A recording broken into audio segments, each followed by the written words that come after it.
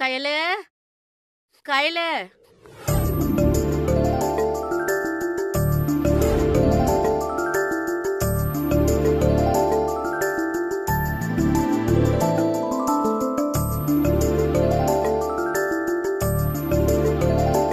என்ன வேணுமா? உள்ள வெங்காயம் வச்சிருக்கேன், கொஞ்சம் போய் எடுத்துட்டு வா. ஆ.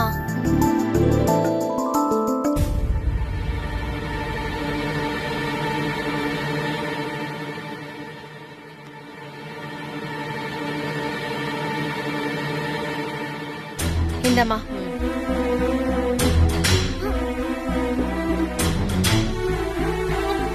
ஏய், என்னாச்சுடி? என்ன?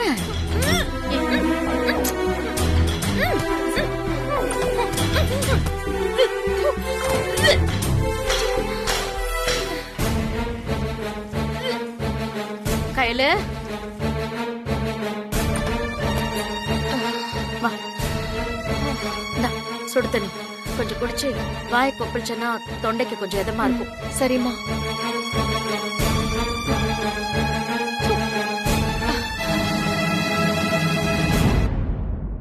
வா, தண்ணி குடி.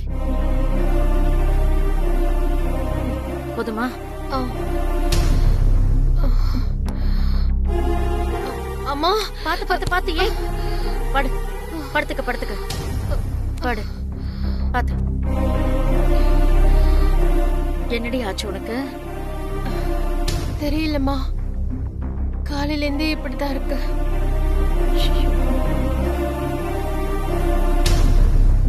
என்னாச்சுமா?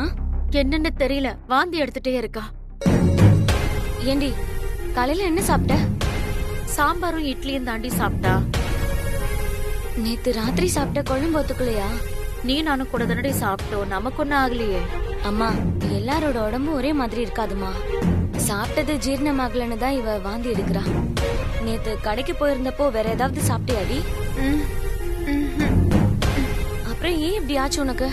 தெரியல. காலையில இருந்து தலை சுத்தல், மயக்கம் வர மாதிரியே இருக்கு. நடந்தா எங்கேயோ தள்ளுது. லேசா கொமட்டலாவும் இருந்துச்சு.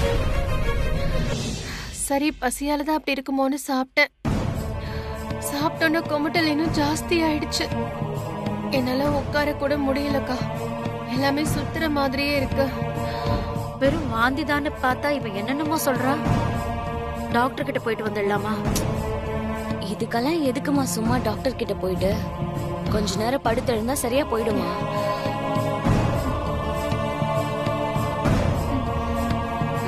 ஏய், பாத்து. கயல், கயல், பாத்து பாத்து. ஷோ, என்னம்மா? ஷோ, கடவுளே, என்னம்மா? முடியலம்மா. பாத்து பாத்து பாத்து. வா வா வா. மலரு, ஆட்டோக்கு போன் பண்ணி வர சொல்லு. ஆஸ்பத்திரிக்கு போயிட்டு வந்துடலாம். ஏற்கனவே முடியாம தள்ளாடிட்டு இருக்கா. இப்படியே வாந்தி எடுத்துட்டு இருந்தான்னு வை, உடம்புல நீர் சத்தே இல்லாம பலவீனம் ஆயிடுவா. உடனே ஹாஸ்பிட்டலுக்கு போய் ஒரு குளுக்கோஸ் ஏத்திட்டு வந்துருவா. சரிம்மா.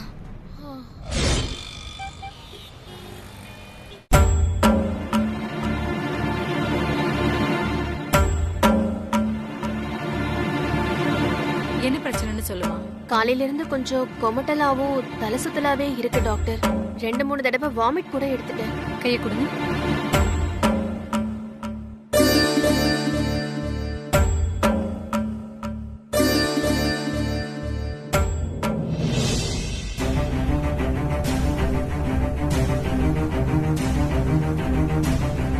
உன் பேர் என்னமா?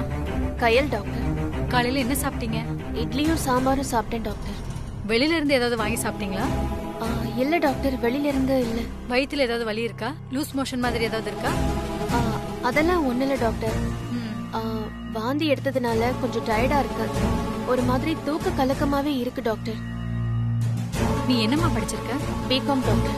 வேலை செய்றீங்களா? இல்ல டாக்டர், இனிமேதான் தேடணும். கல்யாணம் ஆயிடுச்சா? இன்னும் இல்ல டாக்டர். ஏன் டாக்டர் இதெல்லாம் கேக்குறீங்க? பொதுவாதாம்மா கேக்குறேன். அவ சாப்பிட்டது ஏதோ ஒத்துக்கலன்னு நினைக்கிறேன். இது ஃபுட் பாய்சன் மாதிரி தெரியலமா. உங்க பொண்ணுக்கு சில டெஸ்ட் எல்லாம் பண்ண வேண்டியிருக்கு. அப்புறம் தான் என்ன பிரச்சனைன்னு சொல்ல முடியும். நீங்க கொஞ்சம் வெளியில வெயிட் பண்ணுங்க. சரிங்க டாக்டர். டாக்டர், பயப்படுற மாதிரி ஒண்ணும் இருக்காதுல்ல டாக்டர்? அப்படிலாம் ஒண்ணும் இல்லம்மா, நீங்க கவலைப்படாம போங்க.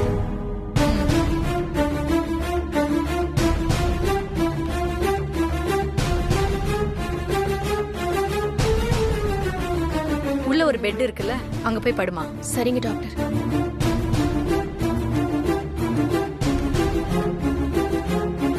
சிஸ்டர்,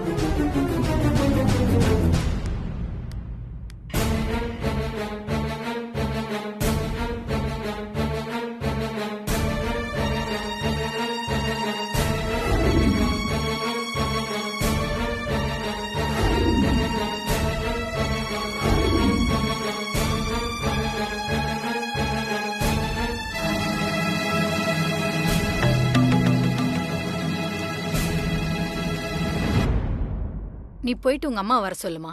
நீ வெளியே வெயிட் பண்ணு. என்ன டாக்டர், ஏதாவது பெரிய பிரச்சனையா? என்கிட்ட சொல்ல மாட்டீங்களா? உன் பிரச்சனையை பத்தி உங்ககிட்ட சொல்லாம இருப்போமாமா? கண்டிப்பா சொல்லுவேன். நீ முதல்ல போய் உங்க அம்மாவை அனுப்பு. சரிங்க டாக்டர். என்னம்மா டாக்டர் என்ன சொன்னாங்க? என்கிட்ட ஒண்ணுமே சொல்லலம்மா. உன்னதான் உள்ள கூப்பிட்டாங்க. என்ன மட்டும் இதுக்கு கூப்பிட்டாங்க? தெரியலம்மா, நீ போய் என்னன்னு கேட்டுட்டு வா. நீ உட்காரு. ம்.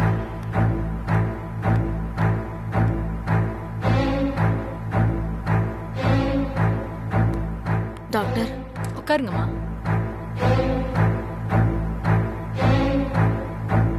என் பொண்ணுக்கு என்னாச்சு டாக்டர்? தனியா கூப்பிடுறத பார்த்தா எனக்கு ரொம்ப பயமா இருக்கு. மனசெல்லாம் படபட நடிச்சுக்குது. டென்ஷன் ஆகாதீங்கம்மா. உயிருக்கு ஆபத்து எதுவுமே இல்லை. அந்த பயமே உங்களுக்கு வேண்டாம். ஆனா இப்ப நான் சொல்ல போறது ஈஸியா எடுத்துக்கிற விஷயமே கிடையாது. நீங்க அதை கேட்டு அதிர்ச்சி ஆயிடக்கூடாது. முதல்ல தண்ணி குடிங்க.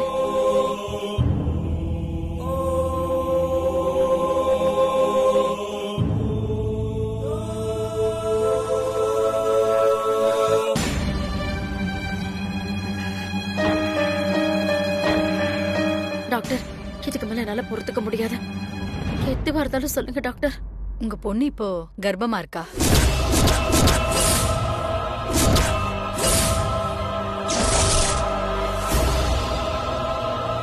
நீங்க சொல்றது உண்மையா இருக்காது டாக்டர். என் பொண்ணு அந்த மாதிரி அசிங்கம் பண்ண மாட்டான். உங்க பொண்ணு மேல இருக்க நம்பிக்கையில நீங்க இப்படி பேசுறீங்கம்மா. ஆனா உண்மையை நம்ம ஏத்துக்கிட்டு தானே ஆகணும். அவ சிம்டம்ஸ் எல்லாம் சொல்லும் போது எனக்கு டவுட்டா தான் இருந்துச்சு. அதான் பிரெக்னன்சி கிட்ட வச்சு நாங்க செக் பண்ணி பார்த்ததுல அதுல பாசிட்டிவ்னு வந்திருக்குமா. இப்படி ஒரு அசிங்கமா என் வாழ்க்கையில நடக்கணும். இதெல்லாம் கேட்டுட்டு நான் உயிரோட இருக்கணுமா? என்ன கொண்டு போயிடு சாமி. மா மா மா என்னம்மா இதெல்லாம்? அம்மா இங்க பாருங்க, ரிலாக்ஸ் ஆகுங்க, அமைதியா இருங்கம்மா, ரிலாக்ஸ் ஆகுங்கம்மா. ஏமா இப்படி? எப்படி டாக்டர், எப்படி அமைதியா இருக்க முடியும்? என் பொண்ணு கர்ப்பம்னு சொல்லி என் தலையில இடிய இறக்கிட்டீங்களே. என் வாழ்க்கையில இருந்த ஒரே சந்தோஷம் என் பொண்ணுங்களை நல்ல குணத்தோட வளர்த்து ஆளாக்கிருக்கேங்கிறது தான்.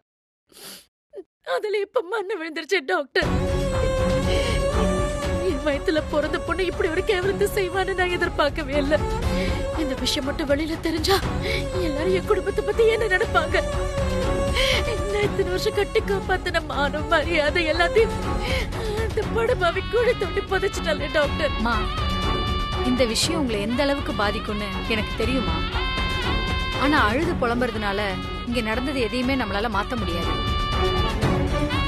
பிராக்டிக்கலா என்ன பண்றதுன்னு நாம தான் யோசிக்கணும். உங்க பொண்ணு கிட்ட இத பத்தி பக்குவமா பேசுங்க. அவ யாரையும் லவ் பண்றான்னு நினைக்கிறேன். அந்த பழக்கத்துல தான் இந்த மாதிரி ஏதாவது ஆயிருக்கும். அது யாரு என்னன்னு விசாரிச்சு அவங்கள சேர்த்து வைக்கிறதுக்கு பாருங்க. இது உங்க குடும்ப பிரச்சனைமா. நான் ரொம்ப தலையிட முடியாது. எனக்கு தெரிஞ்சதை நான் சொன்னேன். இனிமே முடிவெடுக்க வேண்டியது நீங்க தான்.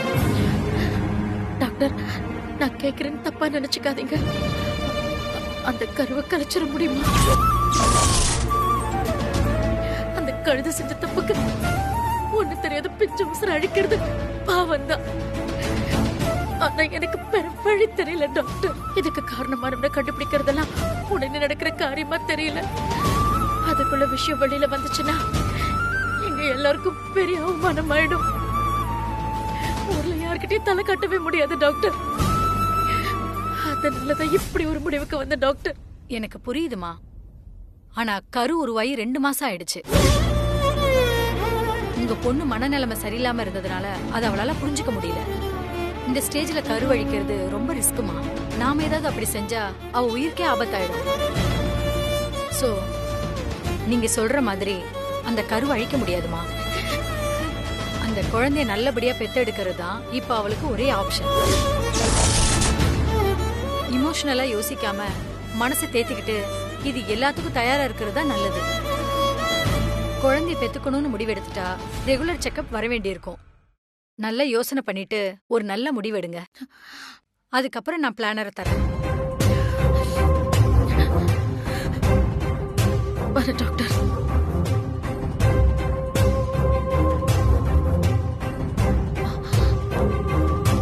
டாக்டர் என்னம்மா சொன்னாங்க? எனக்கு என்ன பிரச்சனையா? ஒண்ணும் பிரச்சனை இல்லவா? அம்மா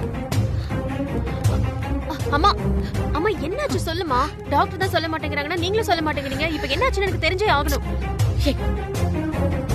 போல முடிட்டு பேசாம வா.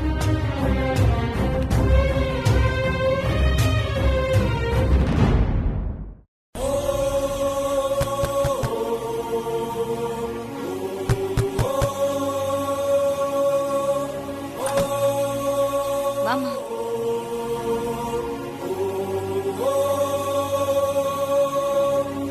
என்னாச்சுமா? கதவை சாத்திட்டு உள்ள வா.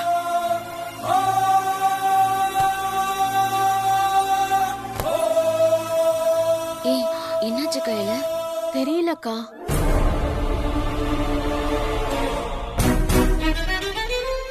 அம்மா என்னாச்சுமா? அம்மா என்னம்மா ஆச்சு? ஐயோ அம்மா அம்மா ஏன் அழறீங்க? என்னாச்சுமா? என்னாச்சுமா? அம்மா ஏன் அழறீங்க? நீ என் தலையில இப்படி கல்ல தூக்கி போட்டுட்டு அடி படு பாவி.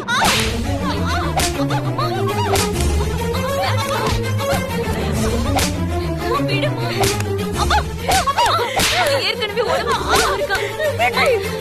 என்னடி உடம்புக்கு முடியாதவன்? அவ பண்ண காரியத்துக்கு அடிக்கிறது இல்லடி. கட்ட துண்டமா வெட்டி போட்டாலும் தப்பலப்பா. விடுமா, அடிக்காதம்மா. என்னம்மா ஆச்சு? சொல்ல கேளுமா. முதல்ல என்ன நடந்துச்சுன்னு சொல்லு. நான் எது நடக்க கூடாதுன்னு பயந்ததும் அதுதாண்டி நடந்திருக்கு. இவன் நான் போன நாளையே திரும்பி வந்துட்டேன், பொண்ணாவே திரும்பி வந்துட்டேன் யோகி மாதிரி பேசினால எல்லாம் போய் மலரு, எல்லாமே போய். என் பொண்ணு ஓடி போனாலும் கலங்கப்படாம வந்திருக்கான்னு நான் ரொம்ப சந்தோஷப்பட்டேன். ஆனா இந்த ஓடுகாலி கர்ப்பமா வந்திருக்கான்னு எனக்கு இப்பதாண்டி புரியுது.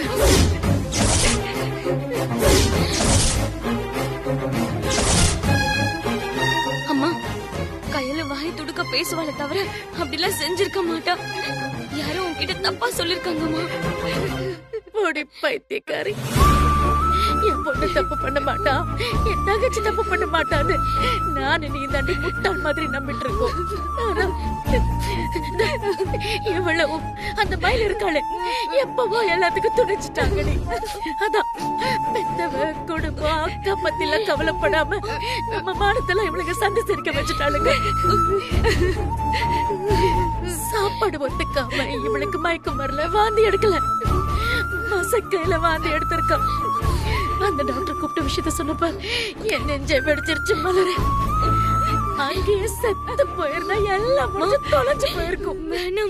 இது எதையுமே அனுபவிக்காம நான் மட்டுக்கு போய் சேர்ந்திருப்பேன். அந்த ஆண்டவன் இன்னும் என்னெல்லாம் கொடுமை அனுபவிக்கணும்னு என்ன உசுரோட வச்சிருக்கான்னு தெரியலையடி.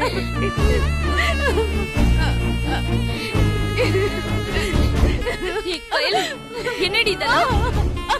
அம்மா சொல்றதெல்லாம் உண்மையா? உன்னை தாண்டி கேக்குற, வாயை திறந்து பதில் சொல்லு.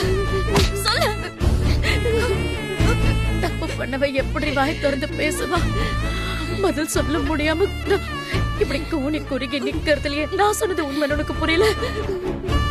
நான் பெத்த கடைசி பொண்ணு எனக்கு தெரியாம திருட்டு தாலி கட்டிக்கிட்டான். என் ரெண்டாவது பொண்ணு கல்யாணம் ஆகாமலே வயித்துல புள்ளைய வாங்கிட்டு வந்து நிக்கிறா. அப்படி நான் என்ன பாவம் பண்ண மலரு? என் வயித்துல பிறந்த பொண்ணுங்களை ஏண்டி எனக்கு இப்படி துரோகம் பண்றாங்க? இந்த மாதிரி வசதி இல்லைனாலும் ஒழுக்கமா வாழணும்னு உங்க எல்லாருக்கும் நான் சொல்லி கொடுத்தேன். அப்படி தினடி நானும் வாழ்ந்தேன். என்ன பார்த்து தினடி நீங்க எல்லாரும் வளர்ந்தீங்க. அப்புறம் ஏன்டி எவ்வளவு மட்டும் இப்படி தப்பு பண்ணாளுங்க? என் பொண்ணுங்களும் என்ன மாதிரி நெருப்பா இருப்பாங்கன்னு நான் நினைச்சேன். ஒரு உலகம் முன்னாடி என்ன தலை நிமிர்ந்து நிக்க வைப்பாங்கன்னு நம்பினேன்.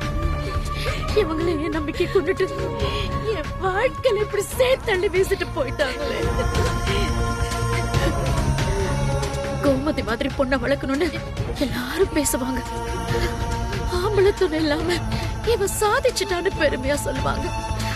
ஆனா இன்னைக்கு பொண்ணுங்களை எப்படி வளர்க்க கூடாதுங்கிறதுக்கு நானே ஒரு உதாரணமா நிக்கிறேன்ல. விஷயம் தெரிஞ்சு எல்லாரையும் மூஞ்சில காரித்து போகல மலரு. இதான் நீ பொண்ணு வளர்த்த லட்சணமானு நாக்கு புடுங்கிக்கிற மாதிரி கேள்வி கேட்பாங்களே. அவங்களுக்கு நான் என்ன பதில் சொல்ல போறேன்? மரியாதையா வாழ்ந்த அதே இடத்துல மானம் கெட்டு போய் நிக்கிறது அசிங்கம் இல்ல. இந்த அவமானத்தை என்னால தாங்க முடியலையே, தாங்க முடியலையே, என்னால தாங்க முடியலையே.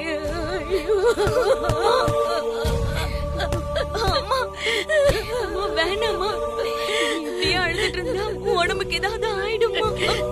ஆகட்டும், நீ பண்ண அசிங்கத்தை கேட்டப்பவே நான் செத்து இருக்கணும்டி. என்னைய குத்துக்கல்ல மாதிரி உசுர பிடிச்சிருக்கேன்னு எனக்கு புரியல. நிறுத்த, செய்யறதெல்லாம் செஞ்சுட்டு இப்ப நீல கண்ணீர் வடிக்கிறியா? வீட்டை விட்டு போனதும் என்ன நடந்துச்சுன்னு இப்பவாச்சும் உண்மையை சொல்லு. சொல்லுடி, சொல்லு. இப்படி நீ அசிங்கத்தை வாங்கிட்டு வந்த கதைய நான் என் காதால கேட்டுக்கிறேன். சொல்லு, சொல்லுங்க, சொல்லு. சொல்றா பாரு, எழுத்துக்காரி.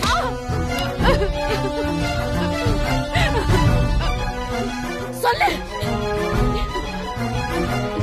நான் காதலிச்சவன் பேரு ரிஷி. சோஷியல் மீடியா மூலமா தான் பழக்கமானோம்.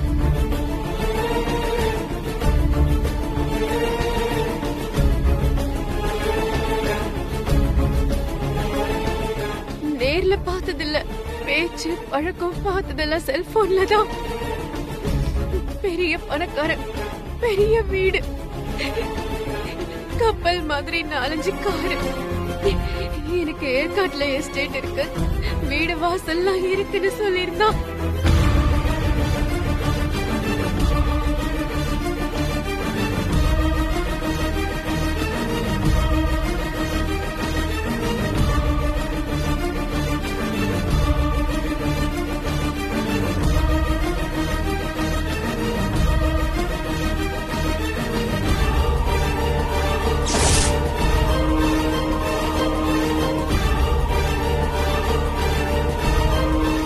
கல்யாணம் பண்ணிக்கலாம், வந்துருன்னு சொல்லிக்கிட்டே இருந்தான். இப்படி ஒரு பணக்காரனை விட்டுற கூடாதுன்னு நானும் கிளம்பி போனேன்.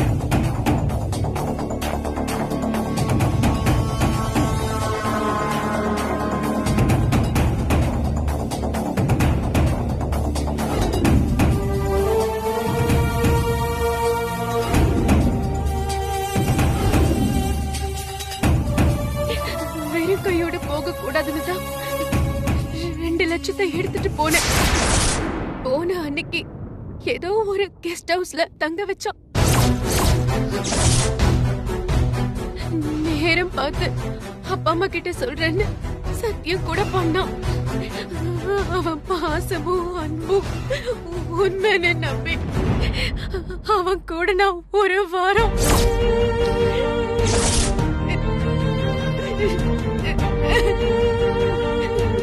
பொண்டாட்டியாவே வாழ்ந்துட்டேம்மா. அவன் நினைச்சதோ அடைஞ்சதும் என் கழுத்துல இருந்த தாலிய பூடிங்கிட்டாம்மா.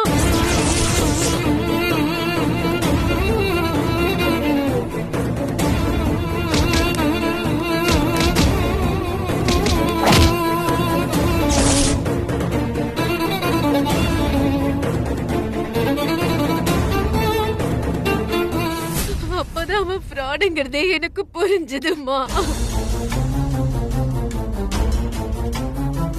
போன நாள்லயே அவனை பத்தி எனக்கு தெரிஞ்சிருந்தா எந்த தப்புமே நடந்திருக்காதுமா. நானும் என்னை இழந்திருக்க மாட்டேன். ஒரு தப்பான ஆளு நம்பிதாம்மா நான் மோசம் போயிட்டேன். அவன்கிட்ட இருந்து தப்பிச்சு ஓடி வரும்போதுதான் தலையில அடிபட்டு புத்தி பேதலிச்சு.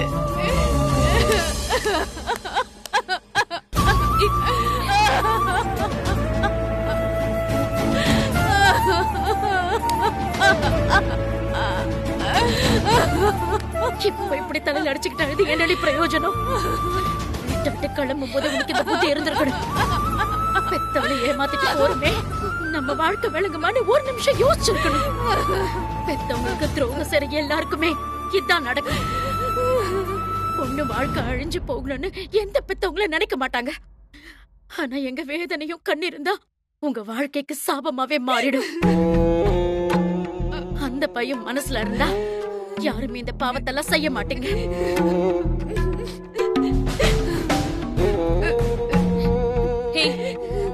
உன்னை ஏமாத்தின ராஸ்கல் இப்ப எங்க இருக்கான்னு உனக்கு தெரியுமாடி? அவன் போன் நம்பராவது உன்கிட்ட இருக்கா? இல்லக்கா, போன் நம்பர் அவன் போட்டோ எல்லாமே என் போன்ல இருந்துச்சு. அந்த போனையும் அவன் போனகிட்டான். அவன் இருக்கிற இடத்துக்கு தானே நீ போன. அங்க போனா அவனை புடிச்சிடலாம்ல. நான் அவனை தேடி போனது கோயம்புத்தூருக்குக்கா. ஆனா அது அவன் சொந்த ஊரே இல்ல. வேலை விஷயமா அங்க இருக்கிறதா அவன் சொன்னான். அதுவும் பொய்யாதாக்கா இருக்கும். ஐயோ ஏண்டி, இப்படி சொன்னா நான் என்னடி பண்ணுவேன்? இதுக்கு மேல வயித்துல இருக்கிற கருவு கூட அழிக்க முடியாதுன்னு டாக்டர் சொல்லிட்டாங்கடி. ஆனா உன் குழந்தைக்கு ஒரு அப்பா வேணும், உனக்கு ஒரு மரியாதையான வாழ்க்கை வேணும். அதெல்லாம் நடக்கணும்னா அந்த ராஸ்கலை தேடி புடிச்சு உனக்கு கட்டி வைக்கணும்.